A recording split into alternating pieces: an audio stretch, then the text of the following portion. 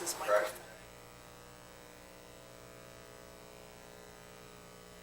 Want that on? Want to hear my voice, huh? Okay, all those in favor, signal by saying aye. Aye. Okay, opposed, nay. Thank you very much. We're on to item 4B, Lifeways Monthly Report. And Shannon, you're on. Good afternoon. I'd like to provide you some highlights of the reports that you received in your packet. The first one is related to intensive crisis stabilization services. Lifeways received formal notice from the Michigan Department of Health and Human Services that we were granted and approved to begin providing intensive crisis stabilization services for children 0 to 21 years of age. We also still have our mobile crisis team, which is providing ongoing crisis support services for adults, but this one is specifically for children. The Employment First Initiative, Lifeways has been selected by the Michigan Developmental Disabilities Council that our application for technical assistance for provider transformation and rate restructuring pilot has been approved. This will be part of the Employment First Initiative, implementing a value-based rate payment model. And this will be around supported employment services for individuals with intellectual and developmental disabilities. We also have the Job Star project that we're working with partners in the community. Our representative is actually going to be on site at our office this week, meeting with managers to talk about employee concerns and issues and needs. The SIM project, our crisis R&R will be open this month, and so we're looking forward to that. Our access remodel bid, using the remainder of the bond money, is slated to start this week. Mercer is on site today, and they're starting to do some review of the space, and construction will begin. Demo starts tomorrow, if I remember correctly. Mental health services in the jail. Our jail services are planned to start the end of April. We have provided, we have completed interviews with some potential candidates. I believe we offered last week, and we're waiting to hear back from that candidate. This will be a position where the master's prepared clinician actually sits in the jail and provides support to jail staff and administrators related to crisis services, screening, and they are actually going to be providing, I believe, some group services also. The Lifeways Cost Containment Plan related to Mission Mid-State Health Network, our PIHP. We are happy to report that our cost containment plan with Mission actually was a success this year.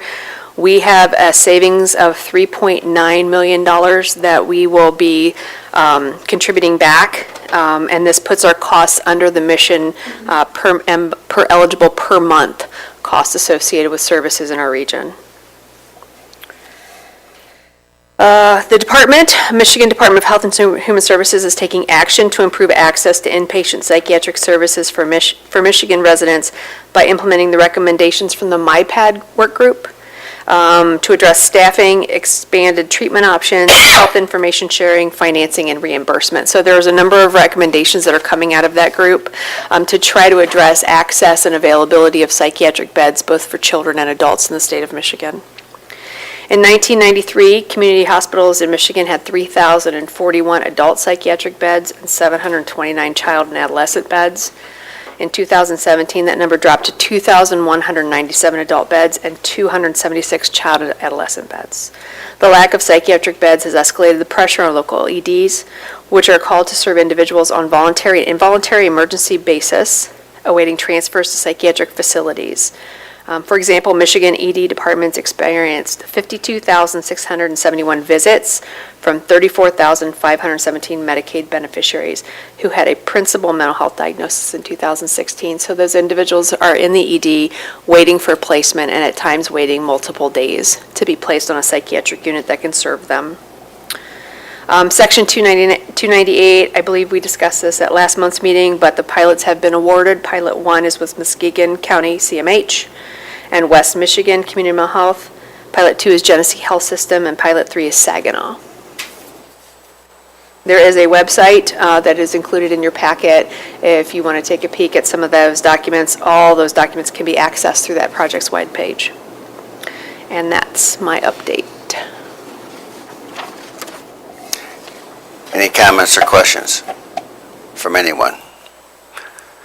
I'd just like to make a comment regarding to starting the jail services again, as far as having mental health presence, Lifeway's presence.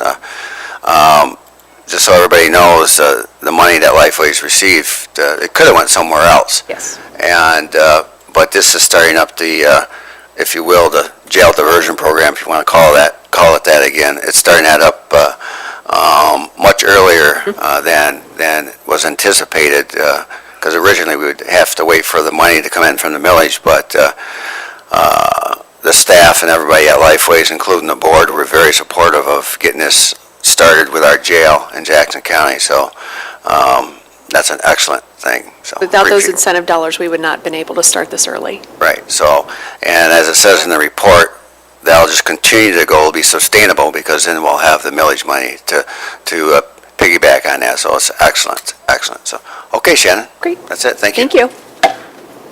Okay, I think we're on to Region 2 AAA. Julie.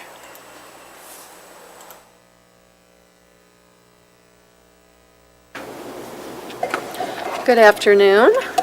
I wanted to introduce Margaret O'Malley from our offices and Nicole Baker. It's her first day today, so we thought, let's bring her to a Commission Human Services Hey. meeting. So you have my report in front of you, and this is shows the funding allocations through March 31st of 2018. And we award contracts and funding out to the Jackson Department on Aging, Legal Services of South Central Michigan, and Catholic Charities of Hillsdale, Jackson, and Lenawee counties. And this shows the funding that we have awarded out. Now, we serve approximately, as of March 31st, 470 clients through our Medicaid My Choice waiver program in Jackson County, approximately 56 care management participants, and we've helped around 18 folks come out of the nursing home back to living independently in the community so far this year. And missing from the report, it kind of ran off the end there, is our Medicare Medicaid assistance program, where we had approximately 1,610 clients that we helped through the Department on Aging as well as our office in Jackson County. So that's a lot of folks that we assist with helping them select their Part D Medicare program, and if they're new to Medicare or have questions, we assist with those services. I have some handouts that I'm going to leave at the end, but I wanted to talk to you about a couple things. One is about our advocacy for funding for older adults and adults with disabilities in the state. And it's, that time of year when the budget for fiscal year 19 is being considered.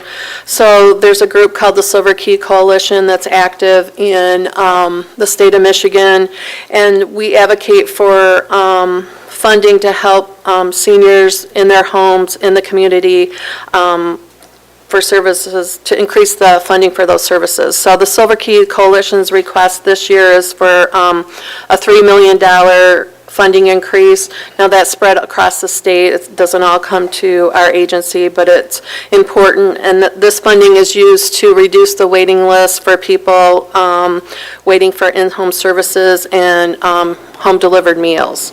We don't have a huge wait in our 3 counties, but you never know with the increase in the aging population. So I'll leave that behind for you. I wanted to highlight a couple other things that we have been have going on. We have a elder abuse prevention program that we started last year, and we're continuing this year with the support of our board, and it's called Safe Haven. And what it does is it provides a safe environment for adults that are encountering elder abuse. It could be physical, mental, or financial abuse, and it provides a safe housing environment for these folks to stay if their existing home environment is not considered or deemed safe. And we have support services for those folks that can include temporary housing while we find additional housing. And it also has like a support coordinator, a care manager, if you speak, that will help them walk through different things that'll help them be safe in the community. Most of our referrals this year have come from Jackson County, and there's been issues with mistreatment from family members. Some people have just, been removed from a nursing home and didn't have a place to go, and different things like that. But I'm going to leave you a program. We're doing an event. We haven't had an event before at the agency, but we're doing an event. It's called the Safe Haven event, and I have a save the date card that I'm going to leave for each of you. And we're going to try to raise a little bit more money to keep this program going. It's not something we can use our federal or state dollars for, so we have to find other sources through grants or raising funds. So I'm going to leave that packet for you, and hopefully you'll all take a minute or an hour and come to our event, because it's important. Another thing that we've been doing more of is, and I think I talked about it last time, was Smiles on Wheels is actually coming to our office to help people with dental work they need done, and that's been very successful. And it also gets people to know where we are, and we can refer them to other services we offer. We've also been working, we received a grant from the Jackson Community Foundation and the Lenawee Community Foundation to do home assessments for safety and accessibility. And the funding actually allowed us to get one of our staff members trained in certified aging in place. So it's called CAPS, and they just finished that training, expect to get their test results soon, and then we're also contracting with someone else that already has that training to go out into homes and do this assessment at a reduced rate if they qualify, or a regular rate if they don't. But it's getting going, and it helps people identify things in their home that can help them stay in their home longer, like where would be a good place for a grab bar? Should a door opening be widened? So after somebody comes and does this assessment, we provide the customer with a report on suggestions for improvements. We're also having the managing attorney from Legal Services come out to our offices for appointments in our office. They do appointments in Jackson County as well, but we find some of the, outlying people, it's closer for them to come to our office. They still have to call legal aid to get the appointments, but because of confidentiality information, but they are able to come to our office for the appointments.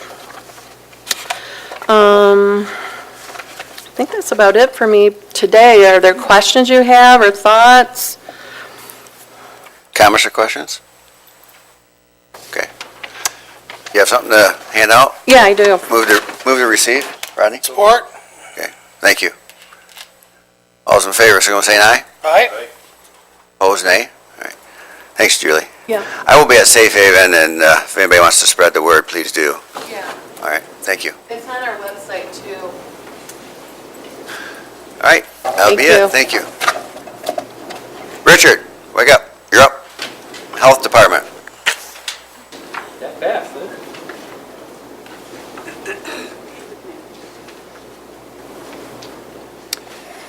Good afternoon, all. Good afternoon. I want to take a few minutes to update you on some of the content of my monthly report. We applied for another small grant related to child-led exposure elimination, if you will. The state's Child-Led Exposure Elimination Commission, which was created as a result of the Flint water crisis, and eliminated the previous Childhood Lead Poisoning Prevention Council or committee, I think they had at the state level, has now finished pulling together a draft action plan, if you will, related to eliminating child lead exposure, and they are offering some grants now. We did apply for a grant up to $75,000, but we only really asked for 15 because that's all we felt we needed. But basically, we've been working with Jackson Health Network and Jackson Community Medical Record. We submitted a grant proposal to the State Department of Health and Human Services in March. And what it is, it's simple and low-cost proposal that we seek to establish a consent referral process through the electronic medical record that we all use here in the community to the health department. And the intention is that we would be able to do an assessment, if you will, of a pregnant woman to determine if she has risk factors for exposure to lead, because what we're ultimately trying to do is to eliminate exposure to the fetus in the womb from lead, which can be very damaging. So that's a piece of our program that we have not previously had the resources and the availability to do, so we're excited to be able to apply for this and see if they would be willing to fund it. And of course, if the pregnant woman is interested in working with us, we'd assess for risk factors, and we can also offer them lead case management home visits and follow-up lead testing to address identified issues under that grant. So we're glad to see us plug that, what I consider to be one of those last remaining holes, if you will, in reducing lead exposure in the community. The commission is also conducting a series of public forums across the state, and they're looking to obtain input and comments from stakeholders and the general public concerning the commission's action plan. I didn't include it in my packet today for you, but if anyone was interested in the action plan, why, let me know. I'm happy to send it to you.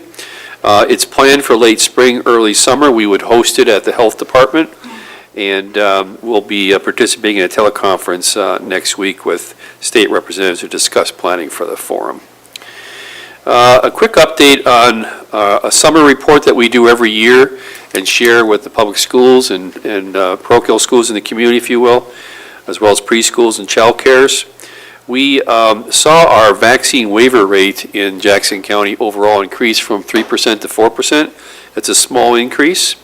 But on the good news is that the percent of schools and preschools with 100% immunization coverage now is up substantially, rising from 11% in the 12-13 school year now to 28%.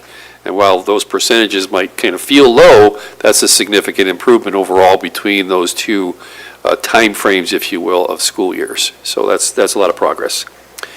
We receive information from the state every year on the amount of resources that are brought to the community through the WIC program. And in fiscal year 2017, that was $2.6 million worth of resources brought to the community that our local businesses can take advantage of. And of course, it's providing that nutrition support program for the individual families and children who are enrolled in the program. We did receive notification that we're going to have to absorb a 10% cut in our one of our teen pregnancy prevention programs. It's a result of some adjustments at the federal level and or the state level, if you will. So our target numbers for reaching out to teens have been reduced to 10% by 10% as well. Reduction in funds is always a challenge, but we don't have to submit our final budgets and action plans until July. So we feel we have time to figure out how to fit this in without it being a significant impact on the teens that we're trying to reach out to and the staffing that we have. Total is $100,000, so we're going to get 90. Yeah. We also confirmed with the state that the Personal Responsibility Education Program, which we refer to as PREP funds, that funds the state's Taking Pride in Prevention and our Teen Outreach Program. That's basically what we refer to as our abstinence program here in Jackson County. That was extended for another 2 years, and the funds will be used in 2020 to 2021, and we don't have an issue right now with any of the resources for that program, although it is going to be a competitive RFP in the next fiscal year. I included a copy of the most recent newsletter from the Jackson Health Network because I wanted to be able to show you that we do work very closely with that partner in the community. There's a Hearing and Vision program update in the newsletter, and it's about our entry of hearing and vision screening results in the community electronic medical record. The only results we need to enter, and I think that are relevant to enter, if you will, are the results where a child has failed a screening. Because what we want healthcare providers to know is, number one, they did not pass a screening, and we're hoping that they'll engage with parents to help them, encourage them to get those referrals and complete a follow-up visit with an audiologist or an optometrist. Being able to hear and see in school is so important for kids.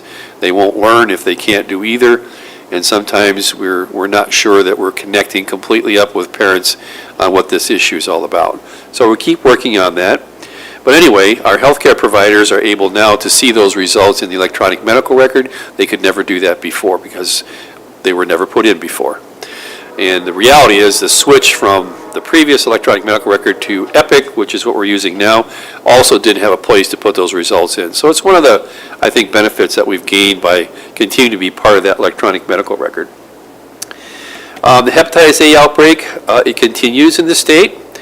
We are using about $20,000 in funds from the State Health Department to reach out further and outreach and educate and vaccinate the at-risk persons. So that includes, just for information purposes, people who have been recently incarcerated in the county jails. We don't go to the state facilities, but the county jails on Channer Road and downtown, we have had contact with the jail captain, and we're working with the medical provider within the facility to help us coordinate doing assessments of the prisoners and also to offer the vaccine. So we're there in the jail setting as well as some of our other organizations in the community.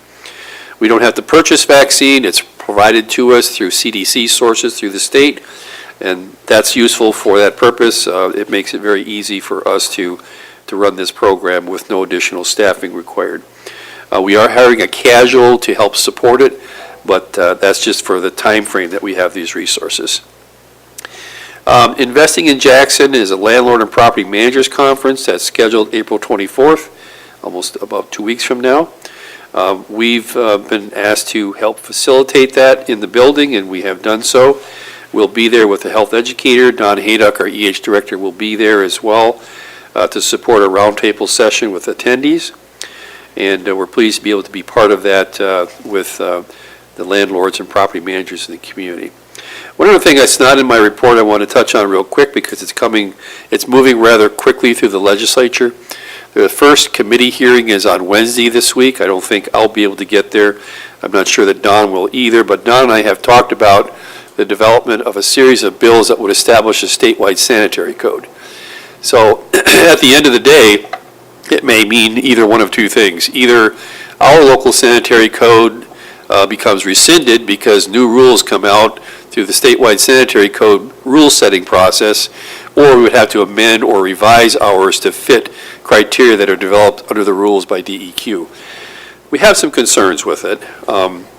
The first thing it would do is preempt any local time of sale or transfer ordinances for properties with a septic system. We don't have that ordinance now in Jackson County, so it's somewhat less of a concern for us, but it also eliminates the option to have an ordinance like that in the future if you wanted to have one. So this is a preemption that was similar to what is in some of the smoking-related laws of the state where local health departments and counties can't pass ordinances to regulate tobacco. That's all a matter of primary concern by the state. This would end up going in the same direction. So it removes local control from us to some extent. The framework and the rules would be written by DEQ, at least that's our understanding right now, and that's not so much a concern or an issue with us. I did hear this morning on our state association teleconference that there are a lot of concerns about this bill because anytime you try to standardize something across the state with all the various geography, topology, and types of soils that we have in Michigan, it can create a real problem. So it needs to be sufficiently flexible, I think, for every community to allow development to continue to occur, and that's one of the concerns. It also, as it's written currently, would require a 10-year inspection requirement for all septic systems in the community. It would be a requirement that a fee would have to be paid. I'm not sure how that would all be set up, but that is part of the bill to assure that septic systems that are in place are functional and that the tank is pumped out on some kind of periodic basis. So that bill is out there in the works, and Don and I are developing a kind of a 1 or 2 pager for you that we'll bring next time to hopefully give you a little bit more guidance about the specifics of the bill. And I think that's everything I had in my report today. Questions or comments for Richard? All right, thank you very much. Have a good day. Okay, Marcy, you're up. Department of Aging.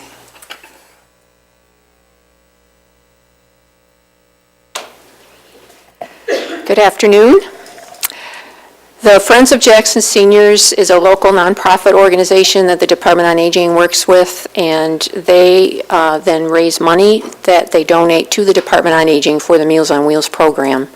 And this was the 4th year that we helped them organize the Soups On for Seniors to raise money. Different local businesses donate, and then there was an event on March 1st. So the amount of money that has been donated through the Soups On for Seniors campaign was $18,161.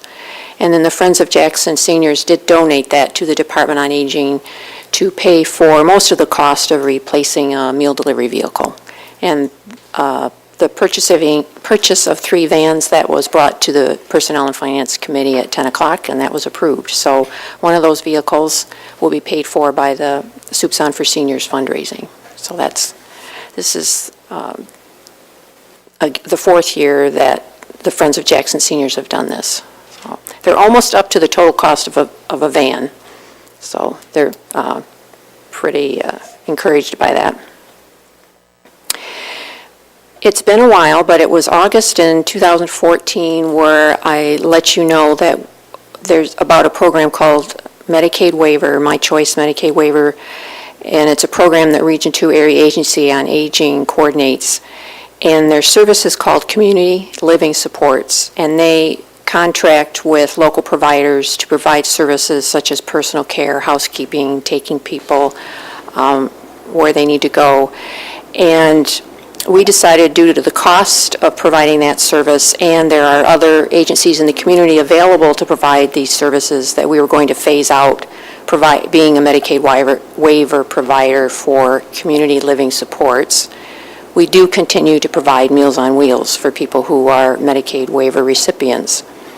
So in August 2014, we began phasing out, meaning we were going to continue serving the clients that we were already serving, and there were 14 people. So as of March this year, there's 2 still remaining. So again, we're phasing it out. There's still 2 people that we continue to serve through the Medicaid waiver community living supports. So I just wanted to update you on what's happened since we began phasing out.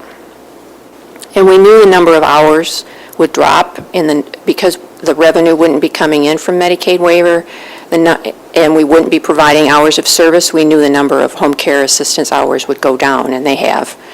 They've gone down by 20%. Part of that, though, we expected a 15% drop.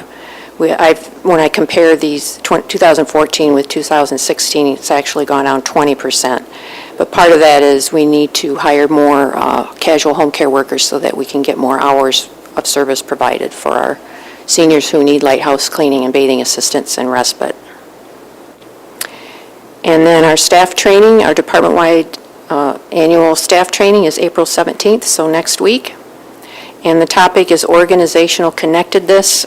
By that we mean that we're not in the Meals on Wheels and home care and nutrition sites aren't independent of each other. We're all working together to support older adults and their family members. And we many times serve the same older adults. So someone at a senior center might also have a grab bar installed by the chore program, and they might come in for Medicare, Medicaid assistance, and then maybe they go to the hospital and they need Meals on Wheels. And so we're all interconnected, and we're all working together to support, again, older adults in our community, in our county. Any questions? Any questions or comments for Marcy? No, very good, thank Okay, you. thank you. Don, Animal Shelter.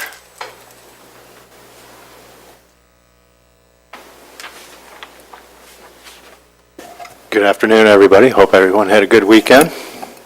This is not an extensive report for the first quarter, so I'll fairly quickly go through it. Again, in January, Dr. Anderson conducted a euthanasia class. She tries to do this twice a year. We also bring in other people from outside the county that are in need of this certification, and so we are kind of providing a service. And because there is a certain amount of demand for techs to get certified in euthanasia.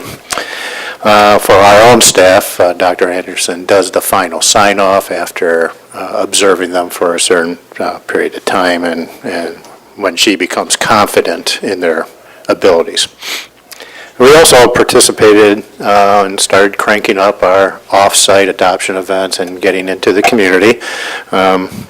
One way with reaching out to the community is we had a volunteer host a 4-H club event on Saturday, January 13th. So the kids got a tour of the facility, some activities were conducted. They were able to help us out a little bit, walking the dogs, calming the cats and what have you. So it's just another indication. We've done Boy Scouts, Girl Scouts in the past as well, so we do that. We also have now started getting a little bit into the radio realm. I do want to say it's not radio station 103.5, but it's actually 105.3. So I had a little transcription error there. But once a month, either my lead attendant or our vet tech, Sandy and Heather, are tag teaming that 10-15-minute spot on the radio just to talk about education efforts, spaying and neutering, what's happening at the shelter, things along those lines. We are also starting to partner with PetSmart to do a monthly off-site adoption event. And so those are some of the activities that I hope to continue as the summer goes on and into the fall, but we like to reach out in the community, get our face out there, get our brand, if you will. Concerning the 13 dogs that we took in from the Lenawee County cruelty situation, I believe 1 or 2 of them are still in our possession as far as for rehabilitation, but the remaining dogs, they were ultimately signed over to JCAS and they have been adopted out to new owners. So that situation, I don't believe is completely done. Dr. Anderson is still involved because she was the forensic veterinarian for the situation down in Lenawee, but at least 11 of those dogs have been adopted out, and the remaining 1 or 2 are still in our care. In a foster situation. We are planning on doing the Bissell Corporation's Empty the Shelters event. We've done this 2 times in the past. We were going to do it a 3rd time in the fall, but we had an outbreak of distemper about 2 or 3 weeks just prior to the scheduled event, so we canceled it. It wasn't prudent to do it, but we're hoping this spring, Saturday, May 5th, and hopefully we'll, in the past we've gone, the first event we shipped out and adopted out 70-something dogs. The second event, 54, if memory serves me right. So we're hoping to be in the 50-60 range again this year. And then the Animal Response Stakeholders Group that Dr. Anderson formed with Katie Brannigan of the Prosecutor's Office, it does continue to meet, and I'd like to actually bring special recognition to Katie Brannigan of the Prosecutor's Office. She did receive an award. In fact, that was about a week ago, and it was from the Michigan Bar Association's Animal Law section. It's the Brandy Award, named after a dog that had been a case of neglect, cruelty several years back. They named an award after that, and Katie Brannigan received that award for her efforts, specifically with this stakeholders group, as well as prosecuting some cases, which tends to be a neglected item of prosecutor offices across the state, nation, and what have you. It has to be, certain cases have to rise to an extremely high level before it hits the caseload, so to speak. And then our cat habitat edition, we're in the final stages, starting to look good. We still have the temporary wall between the 2 units, the original cat room and the new cat room, but they are getting closer and closer. And then if you look at the statistical data, we're still making a little bit of headway. We're in that probably what I call the last 5 to 10% of any thing. So the low-hanging fruit, if you will, from spaying and neutering efforts has been taken care of. We're in the last 5-10%. If you take a look, our intake for cats, we're were higher in the first quarter, but our adoptions were also higher, and our euthanasia rate, dipped down a little bit more. It's kind of the same thing for dogs, and so we're still seeing some good improvement, dogs and cats overall. So that's my report for the first quarter. I'd like to entertain any questions you might have. Questions, comments? Don? No? All right, well, it's good to hear that 11 dogs decided to, from Lenawee decided to move to Jackson County. Well, there you go. So, yeah, got 11 more residents. Thank you. All right. Thank you very much.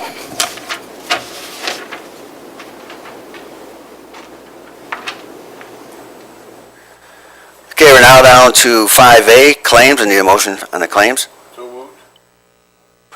All those in favor, so saying aye. Aye. Okay, opposed, nay. Thank you. Other minutes, there's nothing there. And the May reporting schedule is Lifeways, Health Department, and Department of Aging. Public comment. Any other public comment? Okay, hearing no public comment. Any committee or anybody else's comments? Okay, nothing there. It is 12:37 p.m. and this meeting is called by the chair.